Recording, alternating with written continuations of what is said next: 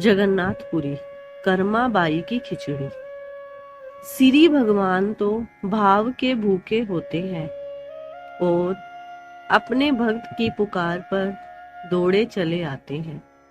ऐसी ही एक भक्त थी कर्माबाई जी। कर्माबाई जी जगदीशपुरी में रहती थी। वे भगवान को पूजने की रीतियों से अपरिचित थी, परंतु अपने वात्सल्य और प्रेम पूर्ण भाव से नित भगवान को प्रातःकाल खिचड़ी का भोग लगाया करती थी और श्री भगवान जी स्वयं प्रकट होकर भोग पाया करते थे। प्रभु के लिए उससे स्वादिष्ट भोग कुछ न था। उनको तो कर्माबाई की खिचड़ी मंदिर के 56 भोगों से ज्यादा प्रिय थी। कर्माबाई जी संतों की सेवा किया करती थी। एक बार वैष्णव संत उनके यहाँ पहुंचे। आचार्य को उनका अरीति से पाठ पूजा करना ठीक न लगा। कर्माबाई जी बिना स्नान व चौका बर्तन करे ही खिचड़ी बना रही थी, जो आचार्य के लिए अपराध करने जैसा था। उन्होंने बड़े दुखी मन से कर्माबाई को सारी पूजा की शास्त्रीय विधियों का ज्ञान बताया कि भोजन पवित्रता से बनाना चाहिए। उसके बाद कर्माबाई जी ने संत के बताए गए उपदेश का पालन किया।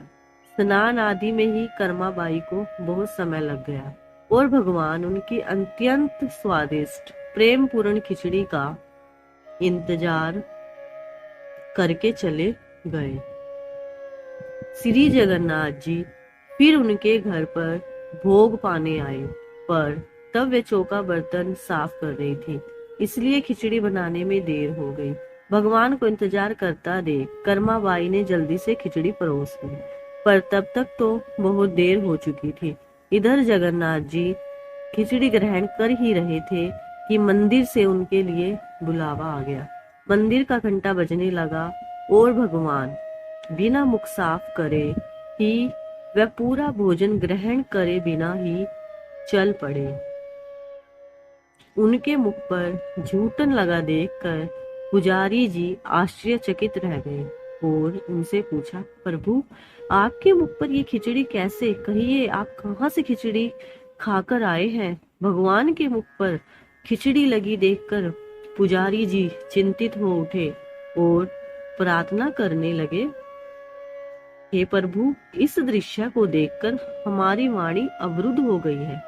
हमसे कुछ कहा नहीं जाता। आज हमने यह नई बात देखी है, कृपा प्रकट कीजिए। श्री जगन्नाथ जी बोले, मेरी एक भक्त है कर्माबाई, मुझे वो अनन्य प्रिय है। वह नित्य प्रातः काल खिचड़ी का भोग बड़े प्रेम से बड़े भाव से मुझे अर्पण करती है। उसकी सच्ची भक्ति देखकर मैं नित उसके घर जाकर खिचड़ी पाता हूँ, परंतु एक संत वहां पहुंच गए और कर्माबाई को पूजा पाठ की विधि बता आए, जबकि मेरी अनेक उपासना की विधियां हैं। इस रहस्य को जाने बिना जो उपासक की श्रद्धा को खंडित करता है वह अन्याय करता है। संत शीघ्र ही कर्माबाई के घर पहुंचे और क्षमा याचना करते हुए बोले कि वो अपनी विधि से ही खिचड़ी बनाए, क्योंकि उनकी विधि ही सर्वश्रेष्ठ है। जब तक कर्माबाई जी जीवित रही भगवान को भोग लगाती रही। एक दिन मंदिर में पुजारियों ने एक आश्चर्यजनक घटना देखी। उन्होंने देखा कि श्री जगन्नाथ जी की आंखों में अश्रु थे। उनके कोमल नेत्रों से अश्रुधारा प्रकट हो रही थी। पुजारी भयभीत हो गए और करुणा भरे स्वर से प्रार्थना करने लगे, हे प्रभु, क्या हमसे कोई भूल हो गई है? क्या हमने कोई अपराध किया है जो आज जगत के पालनहार व सुखदाता के सुंदर नेत्रों में से आंसू आ रहे हैं? प्रभु हमें क्षमा कीजिए। भगवान अपने भक्त को रोता नहीं देख पाए और तुरंत ही उत्तर दिया, नहीं, ऐसा नहीं। आज मेरी प्रिय भक्त की श्वासों की डोर टूट गई, वह मुझी को प्राप्त हुई, परंतु अब मुझे नित्य प्रातःकाल खिचड़ी कौन खिलाएगा?